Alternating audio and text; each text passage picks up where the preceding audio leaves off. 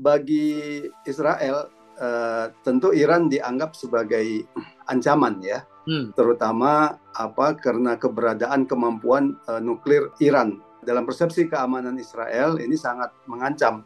Kalau kita lihat ya dari berbagai pernyataan dan sikap politik Iran tuh mengatakan bahwa akan menghentikan serangan ini jika Israel berhenti menyerang gitu ya. Demikian juga petinggi-petinggi Iran mengatakan bahwa serangan ini bukanlah serangan untuk mematikan Israel seperti itu ya, tapi adalah serangan pembalasan yang sifatnya itu terbatas gitu. Memang Amerika lah negara yang paling banyak membantu Israel ini ya. Amerika misalkan dari tahun 1948 ya sampai sekarang ini total bantuan Amerika ke Israel lebih kurang bantuan militernya itu 150 ribu miliar US dollar ya. Jadi Israel inilah yang digunakan oleh Amerika sebagai perpanjangan dari kepentingan politiknya gitu ya. Termasuk Israel ini dimunculkan sebagai persepsi ancaman ya di Timur Tengah yang terus menimbulkan gejolak gitu ya. Jadi semacam duri yang dicangkokkan gitu ya. Sehingga Timur Tengah terus bergejolak. Dengan terus bergejolaknya Timur Tengah, Amerika punya alasan untuk intervensi dan Amerika menunjukkan seolah-olah kepemimpinan mereka dalam penyelesaian masalah-masalah Timur Tengah. Dan ini yang tampak sekali ya, seperti yang dikatakan oleh Donald Trump. Ya, sebentar lagi ini Iran sama Israel juga akan berhenti. Sebagaimana saya sudah menyelesaikan India dan Pakistan. Itu kan kata-kata Donald Trump gitu kan.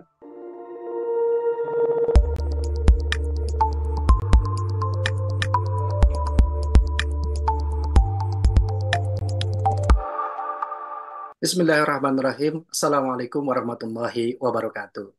Alhamdulillahilladzi arsala rasulahu bil huda wa dinil haq yudhhirahu 'ala dini kulli wa kafa billahi syahida. Asyhadu an la ilaha illallah wahdahu la syarikalah wa asyhadu anna Muhammadan 'abduhu wa rasuluhu alladzi la nabiyya ba'dah. Allahumma shalli 'ala sayyidil mursalin wa imamil muttaqin wa 'ala alihi wa sahbihi wa man da'a bi da'watihi wa iltizama bi tariqatihi wa tarassama khutahu wa ja'alan aqidatan miqyasan min amalihi wa masdaran ahkamihi amma ba'du. Fa ya ibadallah ittaqullah haqqa tuqatih wa la tamutunna illa wa antum muslimun. Pemirsa Royah TV ngaji ngarti ngahiji kumaha dararamang sadayana. Masya Allah. Mudah-mudahan pemirsa senantiasa diberikan kesehatan, keberkahan, dan lindungan dari Allah Subhanahu wa Ta'ala. Amin, amin, ya Rabbal 'Alamin. Pemirsa, di hari ini Royah TV kembali menyapa pemirsa dalam acara spesial interview Royah TV, yang mana pada hari ini kita akan membahas sebuah konflik bersenjata antara Iran dengan Israel. Yang ini konflik ini sudah berlangsung beberapa hari yang lalu, tepatnya di pertengahan bulan Juni ini mulai ada konflik ini. Kita akan membahasnya sebetulnya konflik seperti ini apakah beneran sebuah konflik perang yang luar biasa, bahkan juga mungkinkah Israel akan terusir dari tanah Palestina. Nah, ini kita akan membahasnya pemirsa dengan seorang ustadz dan pakar eh, pengamat juga pemerhati dunia internasional, yaitu Ustadz Farid Swadi. Oleh karena itu pemirsa tetap di spesial interview Roya TV.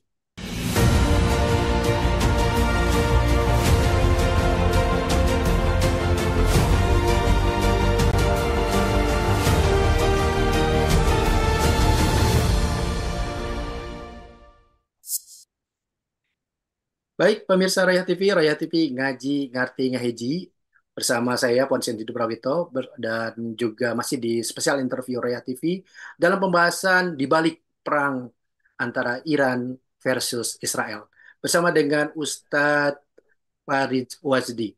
Baik, kita sapa dulu Ustadz Farid Wazdi. Assalamualaikum Ustadz. Waalaikumsalam warahmatullahi wabarakatuh. Sehat Ustadz? Alhamdulillah, bi khair. Nih jauh-jauh. Saya dari Bandung, Ustadz di Bogor ya? Iya, alhamdulillah. Masya Allah.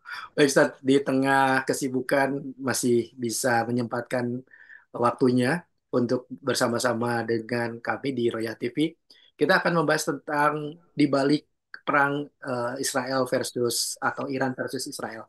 Ustadz, Di segmen pertama ini kita akan bahas tentang fakta-fakta yang terjadi. Sebetulnya perang antara Israel dengan atau Iran dengan Israel ini diawali dari apa sih, Ustaz? Apakah memang ada serangan begitu saja, ataukah memang Israel tuh atau Iran ya, dalam hal ini Iran itu sudah betul-betul geram dengan tingkah laku Israel sehingga ingin menghancurkan Israel karena saudara-saudaranya yang ada di Gaza itu sudah diluluhlantahkan.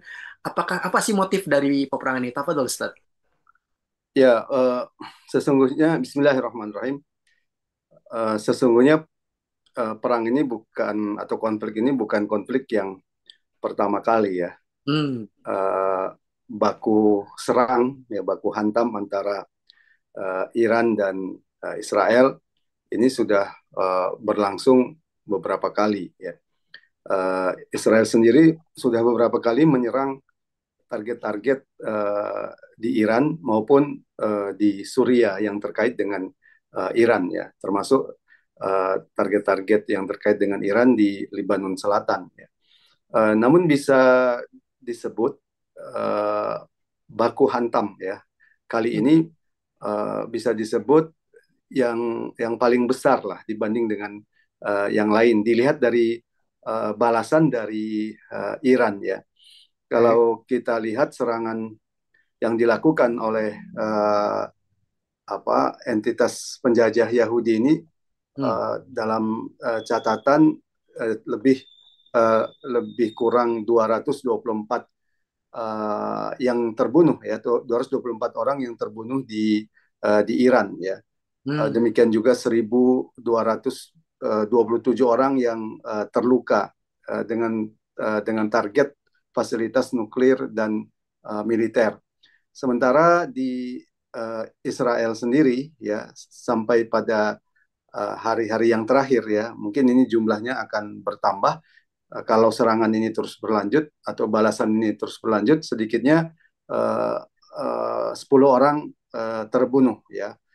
Demikian juga 200 yang terluka akibat serangan rudal Iran. Adapun target serangan dari Israel ini adalah fasilitas nuklir Iran di Natanz dan Isfahan, ya, termasuk markas militer, pusat komando, dan kawasan pemukiman. Sementara balasan Iran itu menyasar ke kota-kota besar di Israel seperti Tel Aviv, Haifa, Bat Yam, dan Tamrah. Ya. Kalau kita lihat Israel menerbangkan lebih dari 200 pesawat tempur ya, dan menghancurkan fasilitas nuklir serta membunuh sejumlah petinggi militer Iran ya. Ada beberapa petinggi militer Iran yang terbunuh ya, seperti Muhammad Bagheri, ini kepala staf angkatan bersenjata, kemudian Hussein Salami, ini juga panglima perang tertinggi di Iran, demikian juga kepala markas gabungan Khatam Al-Anbiya Ghamali Rosid, angkatan komandan, demikian juga Amir Ali Haji Zadeh ya, komandan angkatan udara. Jadi ditambah lagi dengan beberapa ilmuwan nuklir Iran juga terbunuh ya, 14 ilmuwan nuklir Iran terbunuh. Ini juga menjadi pertanyaan besar ya, bagaimana Israel bisa demikian akurat menargetkan petinggi-petinggi militer Iran, termasuk ilmuwan-ilmuwan nuklir ini. Atas dasar itulah kemudian Iran melakukan balasan ya. Jadi kita bisa sebut ini serangan atau balasan Iran yang paling kuat ya dibanding dengan balasan-balasan sebelumnya.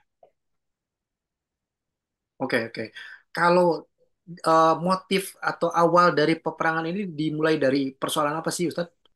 Apakah siapa yang mulai menyerang itu, Ustadz? Ya, bagi Israel tentu Iran dianggap sebagai ancaman ya, terutama karena keberadaan kemampuan nuklir Iran. Ini sangat dalam persepsi keamanan Israel ini sangat mengancam. Meskipun tidak terbukti hingga saat sekarang ini Iran mengembangkan nuklirnya sampai pada tingkat persenjataan nuklir ya, karena Iran dalam kontrol Amerika Serikat ya, dan ada dalam terikat dengan perjanjian internasional dengan Badan Atom Internasional atau Badan Nuklir Internasional ya.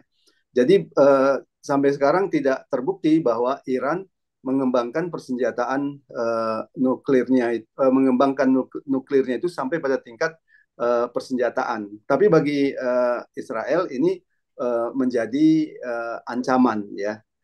Itulah alasan yang sering dikemukakan oleh pihak Israel kenapa melakukan serangan terhadap Iran ya. Sementara Iran melakukan serangan atas dasar pembalasan ya.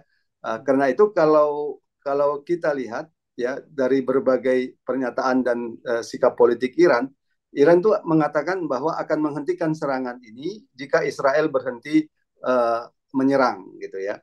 Demikian juga petinggi-petinggi militer, petinggi-petinggi Iran mengatakan bahwa serangan ini bukanlah serangan untuk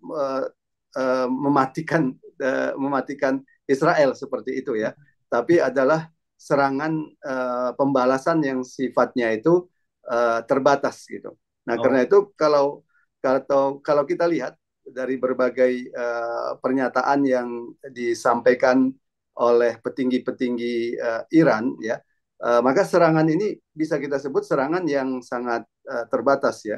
Misalkan juru bicara Angkatan Bersenjata Iran ketika merespon serangan-serangan Israel mengatakan kami tidak berniat memulai perang besar.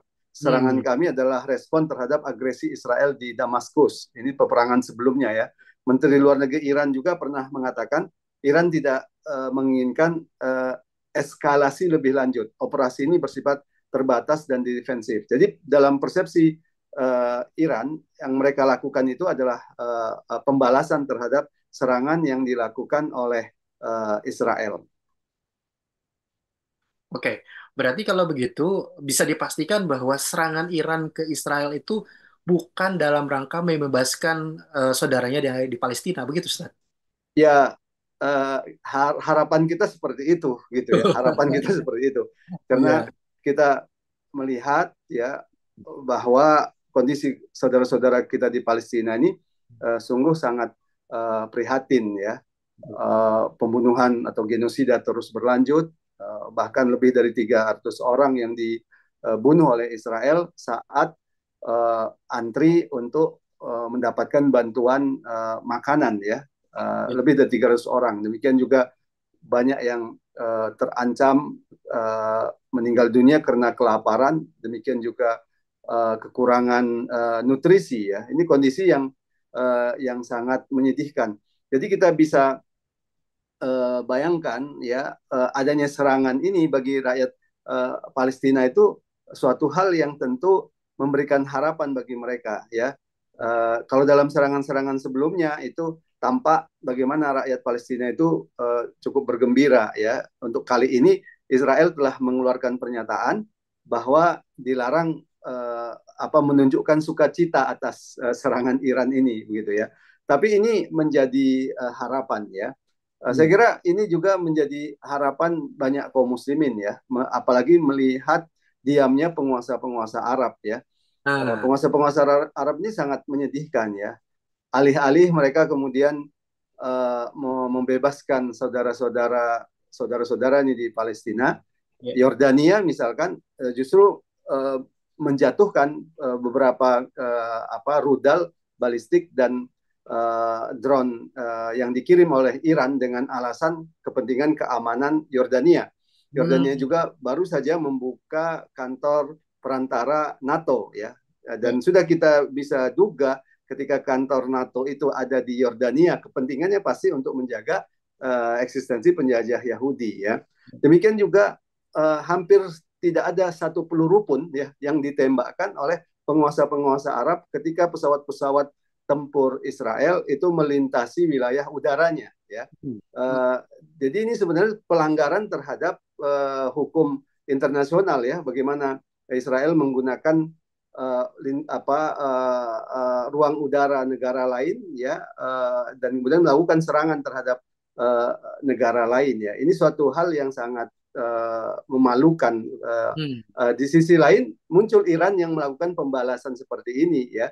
Ini tentu membuat gembira ya. Bagi saya ini menunjukkan paling tidak pertama, kalau umat Islam ini atau pemimpin-pemimpin politik umat Islam ini memiliki kemauan politik ya, ternyata bisa. Ini penting ya. Sekecil apapun kemauan politik itu ya, serangan Iran ini tentu serangan yang masih sangat terbatas ya. Tapi ini sudah menimbulkan kehancuran yang bisa disebut berdampak besar di Israel gitu ya, di wilayah-wilayah Israel ya. Walaupun belum sampai pada titik yang menghancurkan entitas penjajah Yahudi ini ya.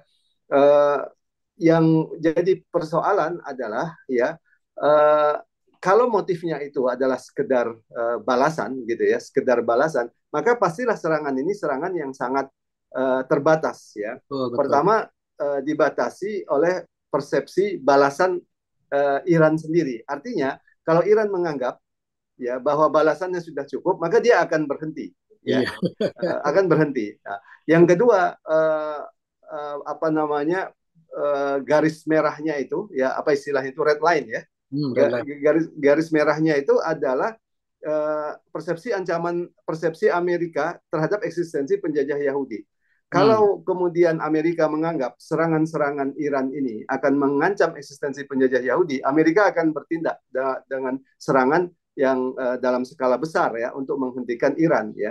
Jadi kalau kita lihat Amerika sampai saat sekarang ini secara terbuka ya, walaupun tentu Amerika membackup serangan Israel, tapi Amerika secara terbuka tidak tidak menghentikan atau tidak mencegah ya serangan balasan dari Iran ini ya.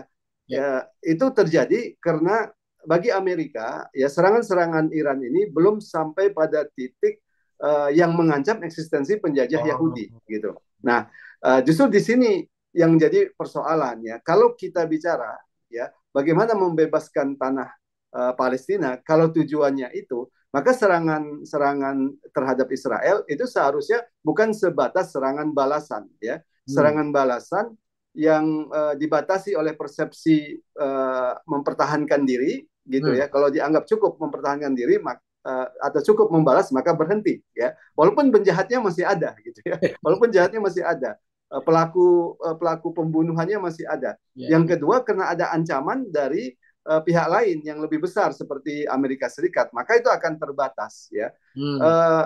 Kalau kita ingin benar-benar ya, kalau Iran benar-benar ingin menunjukkan bahwa yang mereka lakukan itu adalah untuk membebaskan tanah Palestina ya, seharusnya serangan itu adalah serangan yang sifatnya totalitas ya, tidak hanya mengerahkan rudal balistik atau drone misalkan, tapi harus mengerahkan pesawat-pesawat tempurnya. Ini tidak dikerahkan. Demikian juga tentu harus mengerahkan angkatan lautnya, termasuk pasukan daratnya. Ini harus kemudian dikerahkan secara totalitas ya. Baru kemudian dikatakan bahwa serangan itu adalah serangan yang mematikan bagi entitas penjajah Yahudi.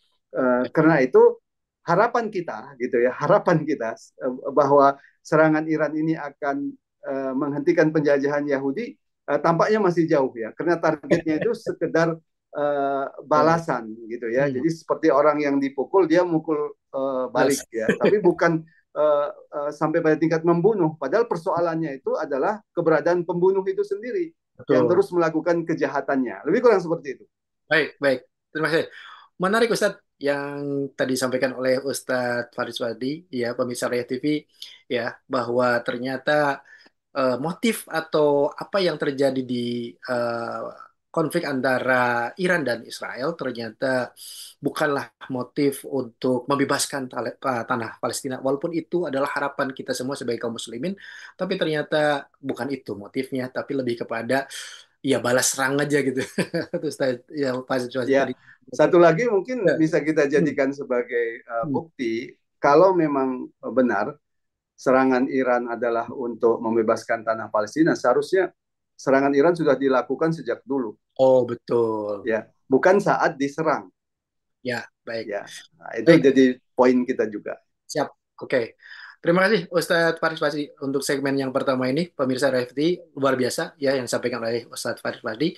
Kita akan bahas berikutnya di segmen yang kedua tentang bagaimana peran Amerika di balik serangan ini dan apakah Amerika akan membiarkan atau apakah negeri-negeri Muslim juga terpacu untuk menyerang Israel gitu setelah mereka bisa melihat oh seperti ini loh kekuatan apa kekuatan dari Doom yang diagung-agungkan atau digadang-gadang sebagai apa sesuatu pertahanan yang luar biasa, tapi ternyata bisa bisa jebol juga ya. Baik pemirsa, jangan kemana-mana, tetap di spesial interview Roya TV.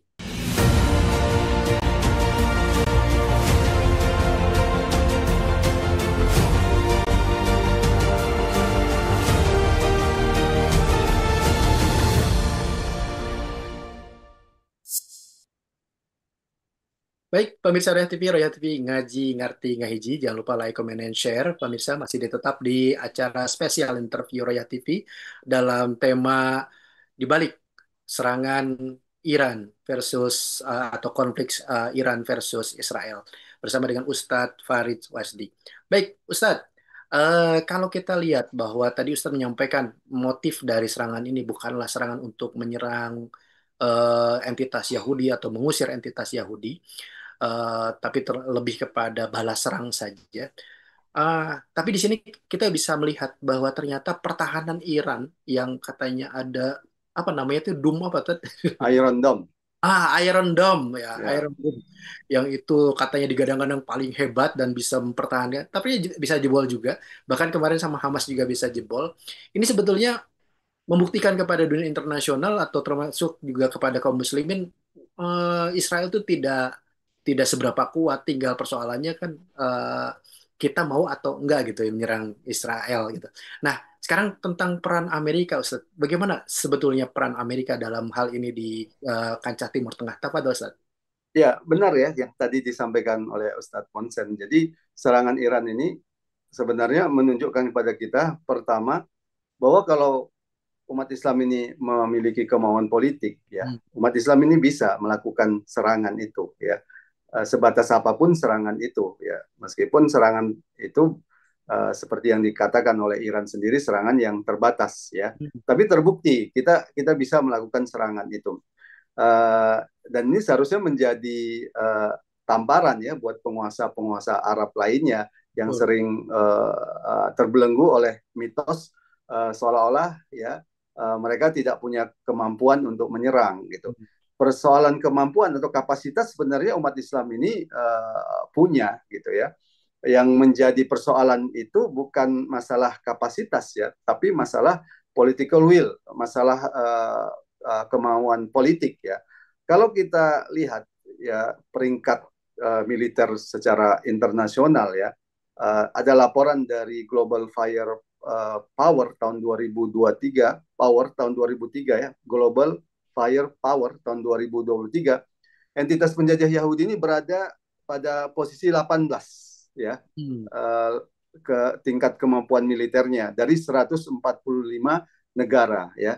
Kita catat tuh posisi 18 ya. Sementara beberapa negeri Muslim itu ternyata lebih unggul ya dibanding dengan entitas penjajah Yahudi ini. Seperti Pakistan, menurut Global Fire Power itu tahun 2023 itu menempati posisi 7 ya. Sementara Israel tadi posisinya berapa? 18 ya. Ini posisi ke-7 dari 145 negara. Bahkan disebut berhasil mengungguli Jepang, Perancis, dan Italia. Dilihat dari jumlah personal militernya itu cukup besar ya, 654.000. Kemudian pesawat tempurnya juga 363 pesawat tempur, 58 helikopter serang, dan yang lain-lain ya. Ada juga Turki. Turki itu berada posisi 11 ya dalam ranking Global Fire Power ya. Memiliki 425.000 personil, 2.229 tank tempur, demikian juga 205 jet tempur. Dan kita tahu Turki ini standarnya standar NATO gitu ya. Indonesia sebenarnya cukup tinggi juga, yaitu berada pada tepatnya di urutan 13 ya. Di atas Israel ya? Di atas Israel ya. Ada 400.000 personal militer aktif, 314 tank, 567 artillery ya. Demikian juga Mesir. Kalau Mesir pada posisi 14 ya dalam peringkat ini. Ada 440.000 prajurit ya dan yang lain-lain termasuk 254 pesawat tempur. Ya, Iran berada posisi 17 ya. Artinya persoalan kaum muslimin ini bukan persoalan kapasitas ya untuk menghancurkan entitas penjajah Yahudi ini, tapi persoalannya itu adalah persoalan kemauan politik ya, political will. Artinya apa yang saya ingin sampaikan, kalau umat Islam itu bersatu, sebenarnya umat Islam itu bisa membebaskan rakyat Palestina, karena entitas penjajah Yahudi ini kan sebenarnya kecil ya, jumlah penduduknya juga antara 7 juta sampai 10 juta ya, tentaranya juga sedikit ya. Ini jadi catatan penting kita yang pertama ya. Jadi persoalan umat Islam itu sebenarnya persoalan political will. Hanya saja ya, ini perlu juga kita catat ya. Kalau kita bicara menyerang Israel ya, kita tentu tidak hanya berhadapan dengan Israel ya. Karena keberadaan Israel ini bagi negara-negara Barat, terutama Amerika, ini adalah harga mati, ya. Jadi bagi Amerika mempertahankan eksistensi penjajah Yahudi ini adalah harga mati. Nah, karena itu Amerika tentu tidak akan membiarkan serangan-serangan yang dilakukan terhadap Israel sampai menghancurkan eksistensi penjajah Yahudi ini. Dan kalau tadi ditanya ya sebesar apa bantuan Amerika terhadap Israel, memang Amerika lah negara yang paling banyak membantu Israel ini ya.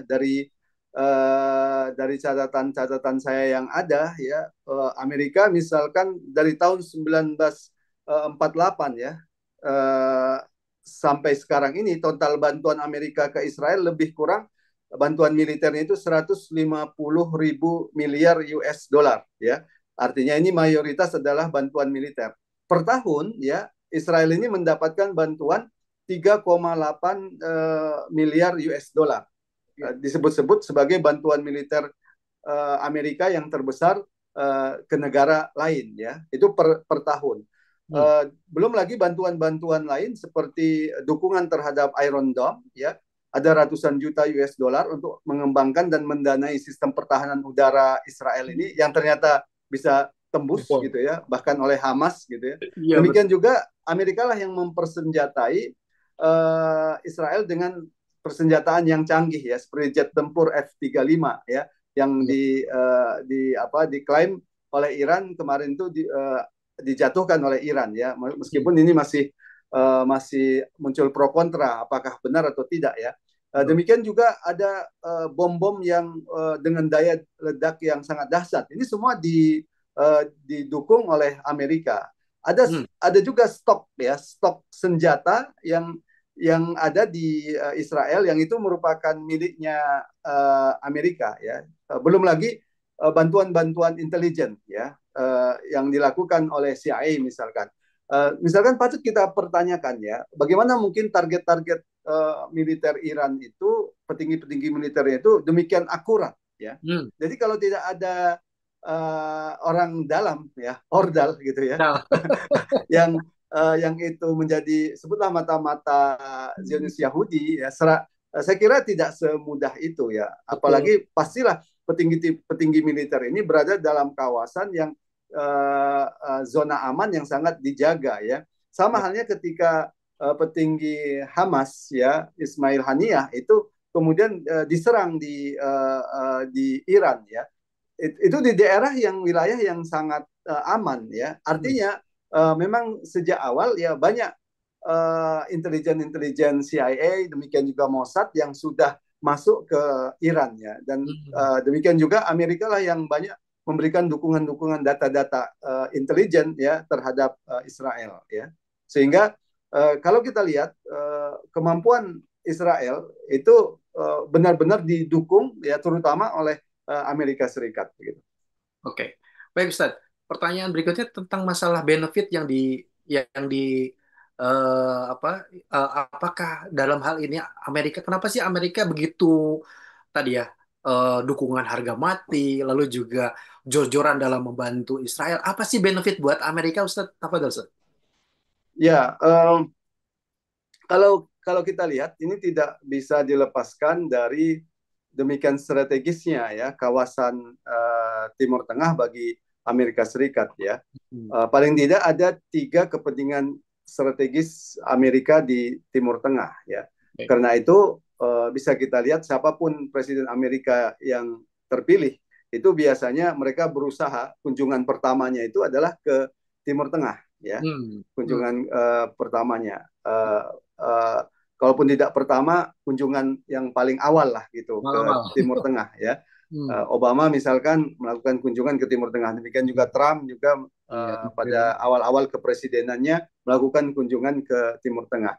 Ini menunjukkan begitu strategisnya posisi Timur Tengah ini bagi Amerika. Ada 3 kepentingan Amerika secara singkat ya di Timur Tengah. Yang pertama adalah menjaga suplai energi ya, minyak dan gas ya. Amerika sangat berkepentingan ya, karena kalau kekuatan energi ini tidak di bawah kontrol Amerika, ini pasti mengancam kepentingan Amerika dan negara-negara Barat lainnya ya. Yang kedua adalah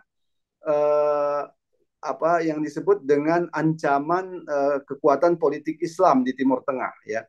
Karena kawasan Timur Tengah ini adalah kawasan yang dulunya pernah disatukan oleh Khilafah ala Minhajin Nubuwah ya. Dan ini menjadi ancaman karena Amerika sangat menyadari ya bahwa kekuatan umat Islam itu tidak akan bisa dengan mudah ya dikalahkan kalau umat Islam itu bersatu. Karena itu Amerika tidak akan membiarkan kekuatan politik sedikit pun yang itu berupaya untuk menyatukan umat Islam terutama di Timur Tengah ya, apalagi di bawah naungan Khilafah ala Minhajin Nubuwah.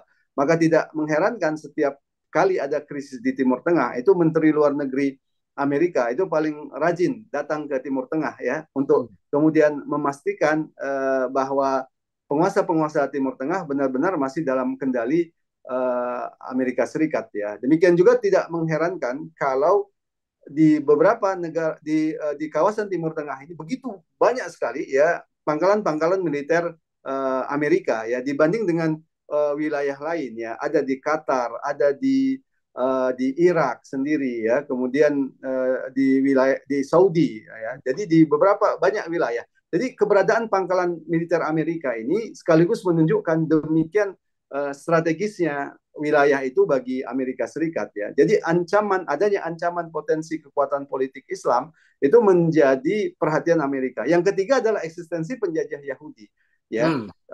Bagi Amerika itu merupakan harga mati yang harus dipertahankan ya. Kalau tadi ditanya apa keuntungan Amerika terhadap eksistensi penjajah Yahudi ini, pertama bagaimanapun ya Israel adalah mitra yang paling dipercaya oleh Amerika.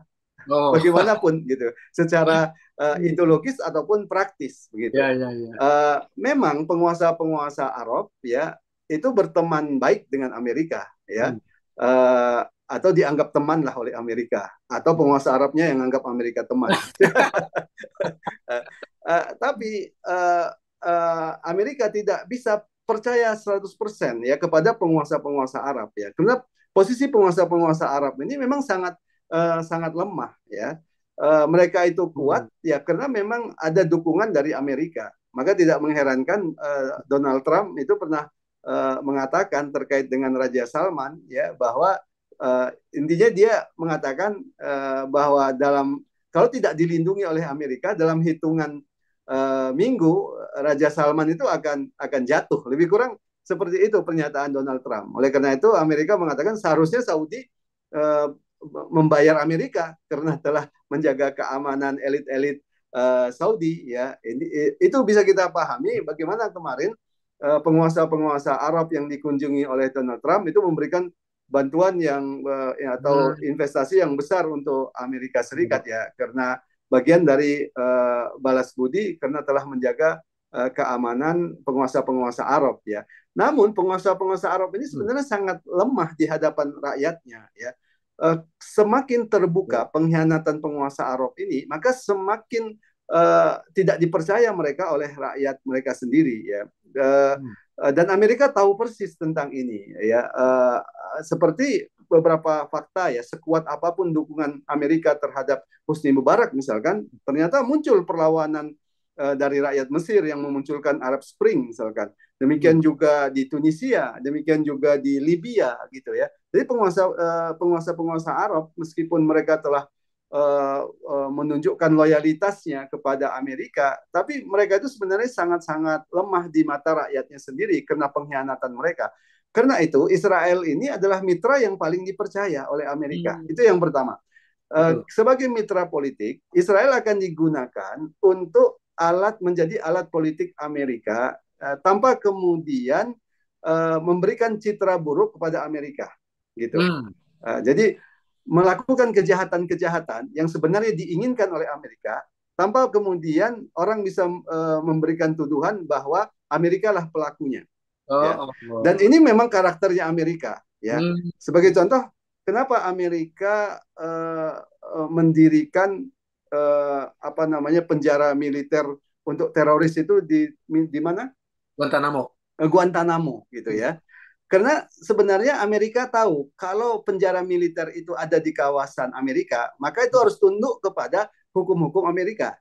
Di mana hukum-hukum Amerika itu melarang orang itu dihukum atau ditahan tanpa ada tuduhan yang jelas, tanpa terbukti bersalah.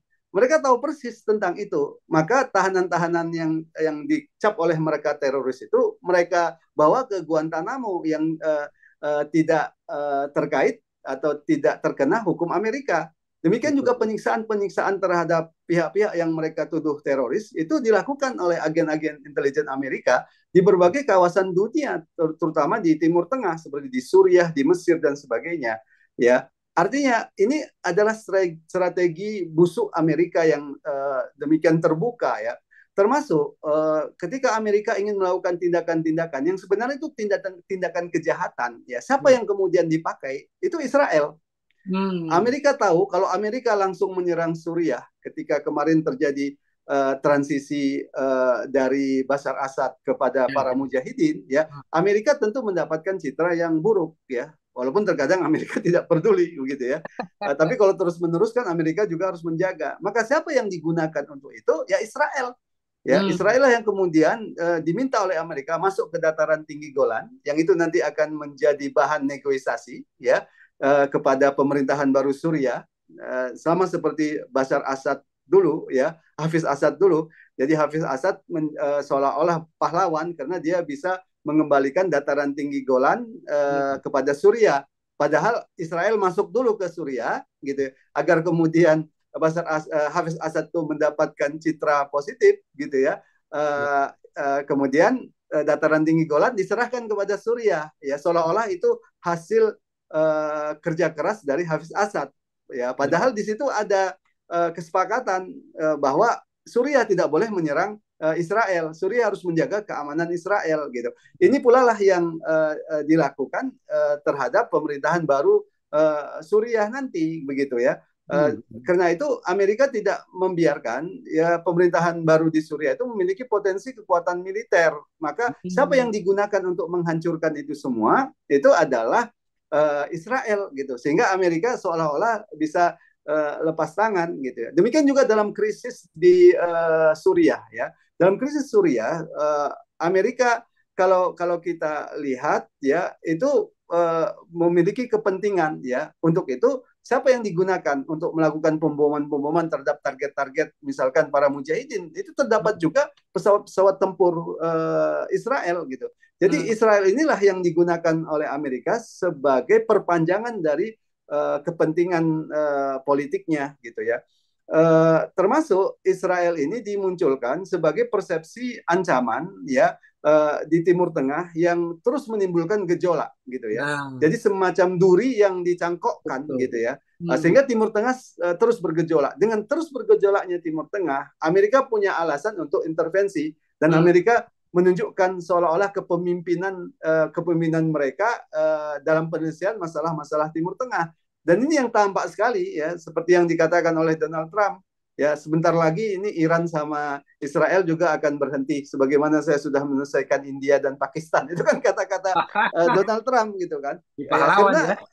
dan itu pasti terjadi ya, karena skenario-nya itu memang seperti itu. Jadi baku hantam ini nggak akan berlangsung lama menurut saya gitu. Masya Allah, luar biasa. Mencerahkan sekali Ustaz, ya penjelasannya.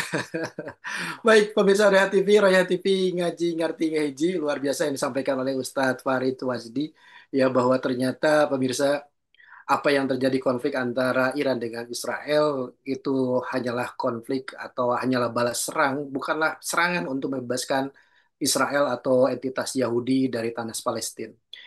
Bagaimana sekarang kita kaum muslimin menyikapi hal ini? Harapan apa yang bisa kita tumbuh kembangkan di dalam diri kita dan juga dari saudara-saudara kita.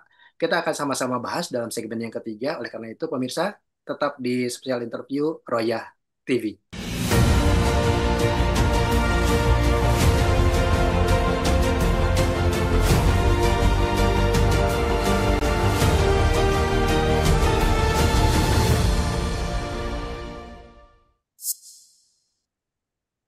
Baik, pemirsa Royah TV ngaji ngerti ngaji.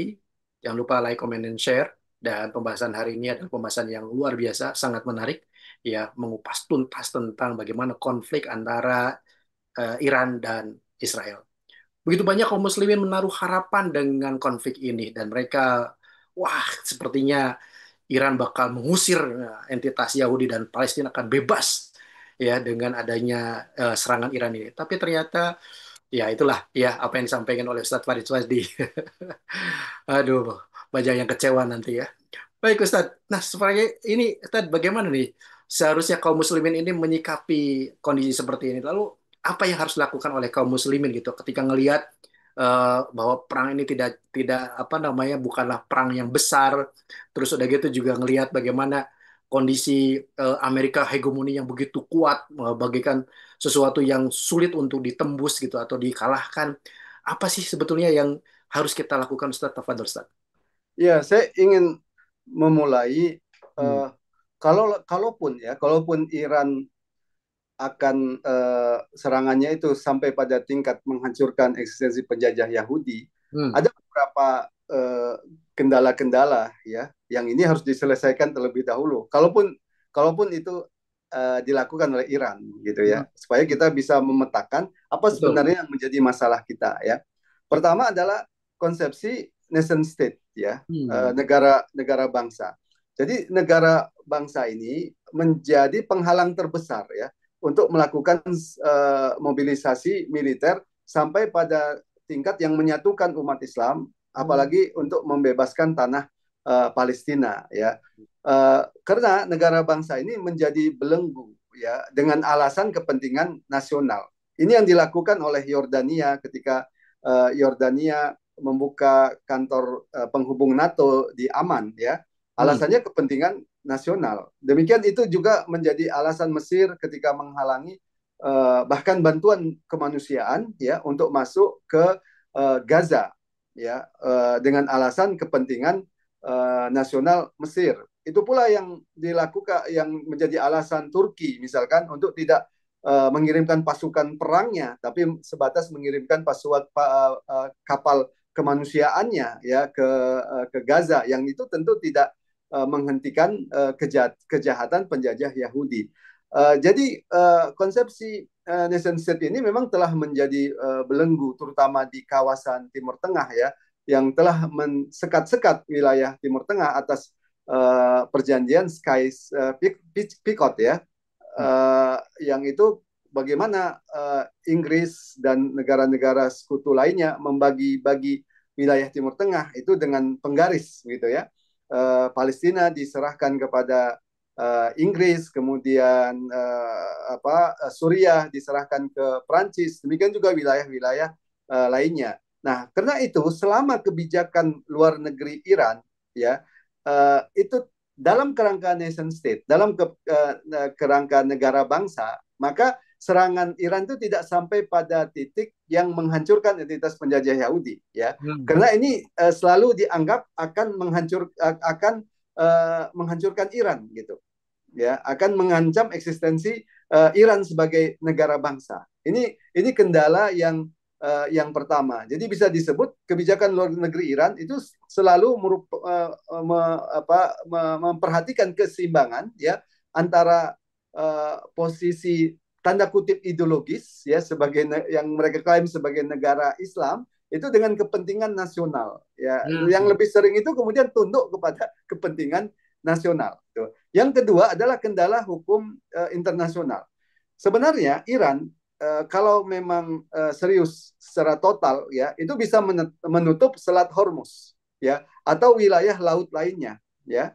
Dan itu kalau juga dilakukan oleh negeri-negeri Islam yang lain, itu akan memberikan dampak yang sangat besar kepada negara-negara Barat, ya, karena wilayah-wilayah atau tempat-tempat yang strategis itu berada di wilayah kaum muslimin, ya. Di kita itu ada yang namanya Selat Malaka misalkan, ya. Demikian juga di kawasan Mediterania, ya, Laut Tengah itu berada di wilayah-wilayah kaum muslimin, ya. Masalahnya kemudian, ya, ini tidak bisa digunakan kekuatan ini kalau negeri-negeri Muslim termasuk Iran itu terikat pada hukum internasional, ya. Karena berdasarkan hukum internasional dan lalu lintas perairan internasional, meskipun laut itu berada di wilayah suatu negara, tapi kalau laut itu merupakan lalu lintas perairan internasional, itu tidak boleh ditutup, gitu kan. Jadi intinya apa yang saya ingin katakan, ya, selama negeri-negeri Muslim termasuk Iran terikat pada hukum-hukum internasional ini, maka ini akan jadi penghalang untuk melakukan serangan total ke Israel, ya. Sementara Israel dan Amerika tidak pernah memperdulikan hukum internasional ini, gitu, ya. Ini baiknya penguasa-penguasa negeri Islam, ya, ketaatan yang sangat luar biasa kepada hukum internasional. Sementara Amerika Serikat dan Israel sendiri tidak peduli, begitu, ya. Nah, itu yang pertama. Kemudian intervensi Amerika ini juga tentu menjadi kendala, ya. Karena kebijakan Amerika itu selalu memprioritaskan keunggulan militer Israel. Jadi setiap ancaman yang disebut dengan ancaman eksistensial, ya, akan dijawab dengan respon besar-besaran dari Amerika Serikat, ya. Ini akan jadi penghalang-penghalang, ya. Nah, ini hanya bisa dijawab, ya, kalau umat Islam bersatu. Masya Allah. Nah, itu jawabannya. Kalau umat Islam bersatu, tidak hanya bersandarkan kepada Iran.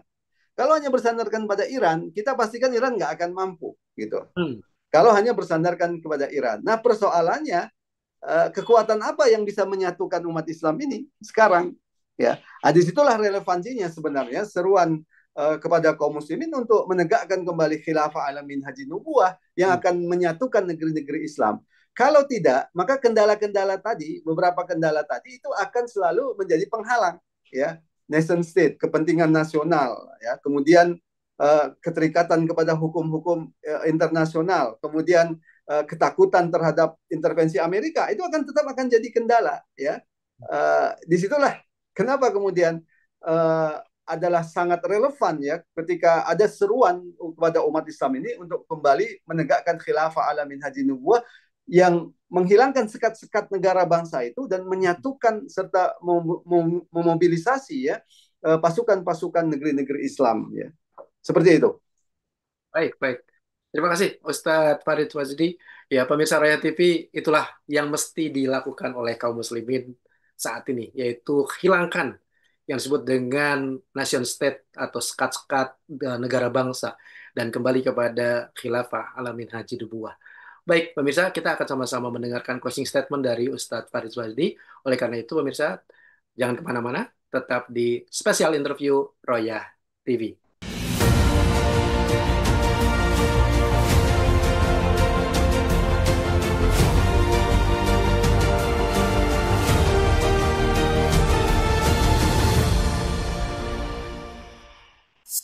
Baik pemirsa Royah TV ngaji ngerti ngaji, luar biasa apa yang disampaikan oleh Ustadz Farid Wajdi. Ya, bagaimana konflik antara Iran dan Israel bukanlah konflik untuk mengusir entitas Yahudi tersebut dari tanah Palestina, tapi lebih kepada konflik hanya balas serang saja, pemirsa. Persoalan sekarang adalah bagaimana kaum muslimin masih punya sekat-sekat yaitu yang disebut dengan negara bangsa. Inilah PR-nya. Dan kita tentunya ketika berhadapan dengan Amerika, maka hegemomi Amerika tidak lain bisa kita bisa kita lawan hanya dengan khilafah ala minhaj nubuwah. Oleh karena itu kita akan sama-sama mendengarkan closing statement dari Ustadz Faris Wasdi. Tafadhol Ustadz. Ya, saya ingin menyampaikan beberapa poin penting ya dari pembahasan kita tadi. Pertama, serangan Iran ini menunjukkan bahwa sebenarnya kalau kita punya political will, kemauan politik, kita itu bisa. Ya, hanya saja kemampuan kita itu, kebisaan kita itu ya tergantung kepada besarnya political will kita. Jadi kalau kita hanya sebatas melakukan serangan balasan seperti yang dilakukan oleh Iran, maka itu akan berhenti ketika serangan balasan itu sudah dianggap cukup, ya, atau tidak mengundang intervensi Amerika. Karena itu kita itu membutuhkan political will yang lebih besar, ya, untuk benar-benar menyelesaikan persoalan Palestina itu. Apa yang harus ada dalam political will kita, yaitu menghilangkan eksistensi penjajah Yahudi itu. Inilah yang harus menjadi political will kita. Nah, yang kedua, hanya saja kalau kita sampai pada tingkat menghilangkan eksistensi penjajah Yahudi, kita akan berhadapan dengan Amerika Serikat dan negara-negara Barat lainnya, ya. Dan itu tidak bisa disandarkan atau bergantung kepada satu kelompok bersenjata seperti Hamas saja atau Mujahidin saja, tapi ini harus dihadapi dengan kesatuan seluruh kaum muslimin, ya. Kalau kemudian perang total ini dilakukan, umat Islam akan mampu, ya. Di samping tadi sudah kita bahas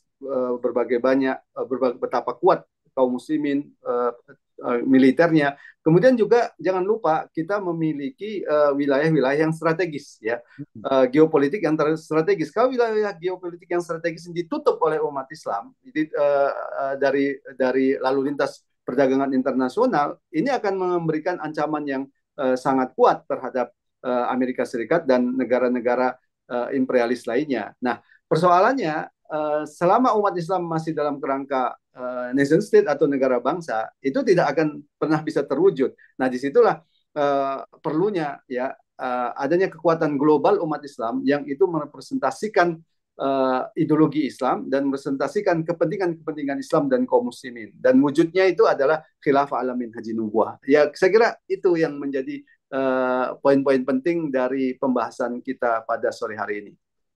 Baik. Baik, terima kasih Ustadz Farid Wasdi atas pemaparannya dan juga closing statement-nya, pemirsa Raya TV.